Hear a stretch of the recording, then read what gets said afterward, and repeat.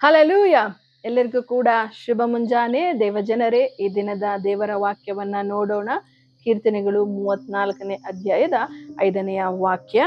ಆತನನ್ನೇ ದೃಷ್ಟಿಸಿದವರು ಪ್ರಕಾಶವನ್ನು ಹೊಂದಿದರು, ಅವರ ಮುಖವು ಲಜ್ಜೆಯಿಂದ ಕೆಡುವುದೇ ಇಲ್ಲ. ಹೌದು ಪ್ರಿಯರೇ, ನಾವು ಕರ್ತನನ್ನ ಎದುರು ನೋಡುವಾಗ, ಆತನನ್ನ ನಾವು ದೃಷ್ಟಿಸಿ ನೋಡುವಾಗ ಖಂಡಿತವಾಗಿಯೂ ದೇವರು ನಮ್ಮನ್ನು ಪ್ರಕಾಶಪಡಿಸುವಂತವರಾಗಿದ್ದಾರೆ. ಮತ್ತು ನಮ್ಮ ಮುಖವು ಎಂದಿಗೂ ಕೂಡ ಲಜ್ಜೆಗೀಡಾಗದ ಹಾಗೆ, ಅವಮಾನಕ್ಕೀಡಾಗದ ಹಾಗೆ ದೇವರು ನಮ್ಮನ್ನ ನಡೆಸುವಾತನಾಗಿದ್ದಾರೆ. ಆದುದರಿಂದ ಈ ದಿನದಲ್ಲಿ ನಾವು ದೇವರನ್ನೇ ಎದುರು ನೋಡೋಣ. ಆತನನ್ನೇ ನಾವು ದೃಷ್ಟಿಸುವಾಗ ದೇವರು ಈ ದಿನದಲ್ಲಿ ನಮ್ಮೆಲ್ಲರನ್ನ ಕೂಡ ಆಶೀರ್ವಾದ ಪೂರಿತವಾಗಿ ನಡೆಸುವಂತನಾಗಿದ್ದಾರೆ. ಪ್ರಾರ್ಥನೆ ಮಾಡೋಣ.